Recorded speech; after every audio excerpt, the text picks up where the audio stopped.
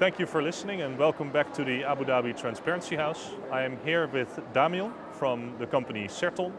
And Damion, maybe you can kick off by briefly explaining what your company does.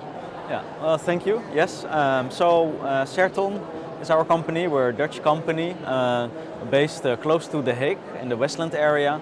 And our company makes greenhouse solutions, horticulture solutions worldwide on high-tech level. And we do that for glass greenhouses to produce vegetables, potted plants and flowers.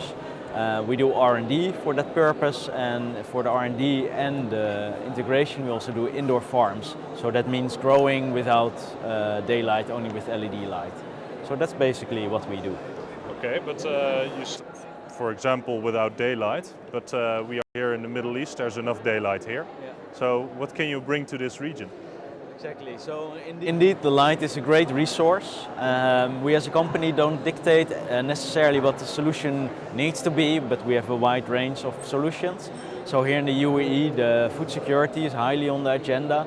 And on the food security, you want to grow vegetables, for instance, year-round, of a top quality with minimal resources. And both a greenhouse in a closed system with a lot of mechanical cooling, or in an indoor farm where we exclude the solar light and reduce the cooling loads and reduce the water footprint, can also be a solution. So that's what we can bring to the UAE specifically. But if I understand correctly, there's a situation in this region or any region where you work, and it's not perfect for growing vegetables. Then you come along and you say, but you can grow, or you can grow a lot more or quicker or something else. So basically you can indeed say that we work on two axes. One is the improvement of what's being done at the moment. So here in the UAE there's quite a lot of farmers who already do a good job, but focus on seasonal production, so mainly the winter time. So there we come in and say, okay, we can expand your business by growing the full year. We can expand your business by reducing the resources used, like water and power, and growing more vegetables, and by also increasing the quality of that. On the other hand, on the government program, if there's a need to fulfill the self-sufficiency of the food production and the supply chain and shorten that and be less import dependent, then we can say, okay, here we current growers are, but also more close to the cities and like Abu Dhabi or Dubai, for instance. So I understand that you have customers that are already farming, so they are maybe a little bit ad hoc interested in your products, but you also have institutions that want to become self-supporting as a country, for instance, and then I think that's a completely different customer group. How do you approach that? Indeed, yeah. So the approach from a grower and an investor or a government is completely different. So a grower knows already what he's talking about, he's knowledgeable in that field. So we have to educate and explain and service him in a different way, so more on a, say, technical and solution way. While if we talk to governments or talk to investors who are new to the industry, then we have to first educate, study the business cases and study solutions in a wider range, and also take the service and the responsibility we take up as a company in a more wider variety for that. So we can act on both fields. I can imagine that in the first scenario you have a farmer, so there's already water, lighting, and there's already energy. But this is a country with a lot of desert. Is that also something that you can then, where you can implement your solutions?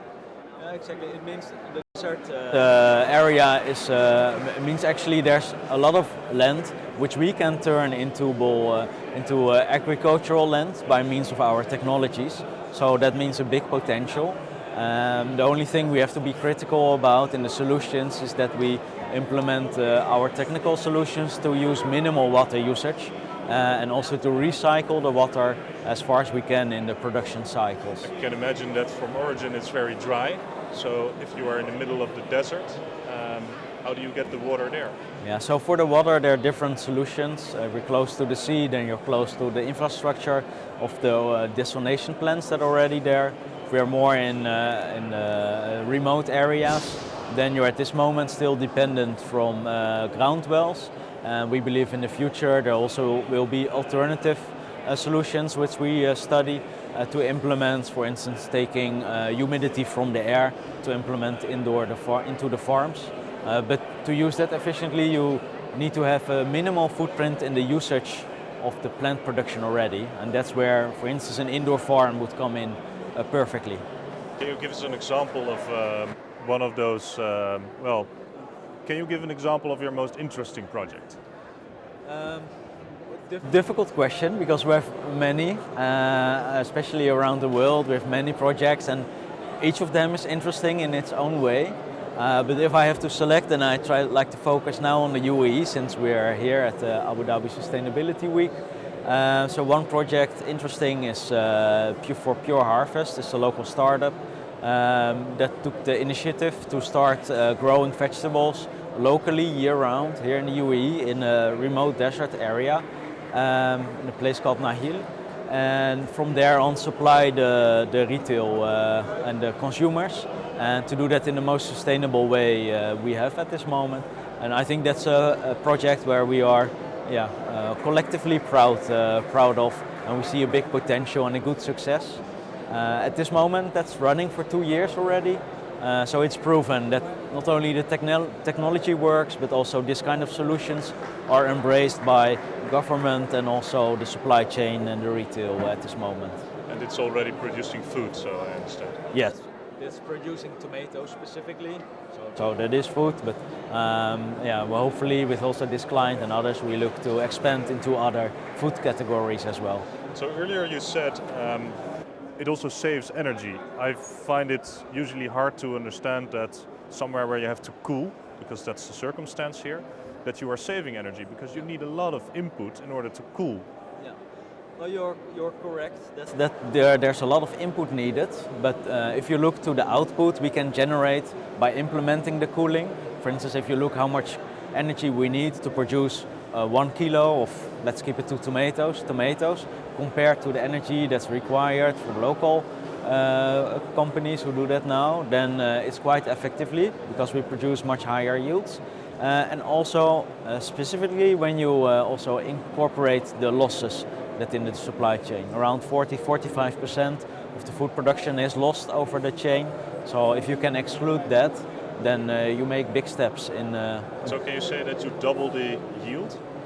Potentially depends a bit to what technology you compare it with, but potentially we more than double the yield. Sometimes 4 or 5 times if you would compare to open field. If you look to some forms of protected agriculture, then it could be double or triple the production. Yes. And then I don't mention the quality yet, the improvement and the shelf life, because it's local and really top quality that's produced. Okay, so if I understand it correctly, you create an environment that can adapt to the place where you install it, that can make sure that there's enough energy for the plants to grow, that there's enough water, and you make it more efficient as well, and you can increase the yield of the crops that they are growing. And you also mentioned in the beginning something about you can do it in a very basic scenario where you help an existing farmer to improve a little bit, but you also mentioned you can do it without daylight in any circumstance. So you're talking about from a low input to ultimately having a total control and a full, maximum yield capacity in any place in the world.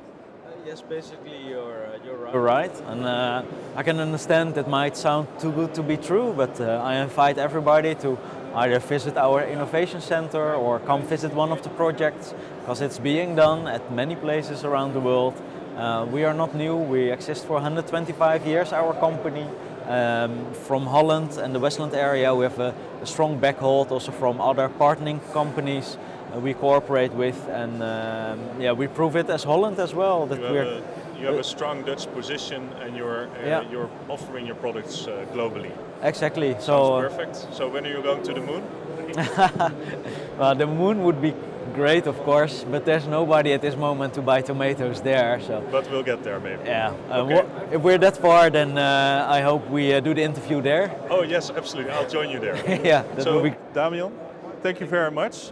People who are interested in knowing more about Certhon, maybe they can visit your website.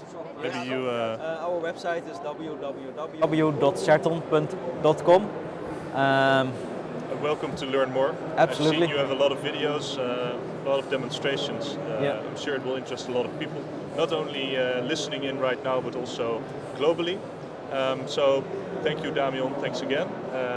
So far, this is Certhon from the Transparency House Abu Dhabi, and we'll be waiting for our next speaker. Thank you.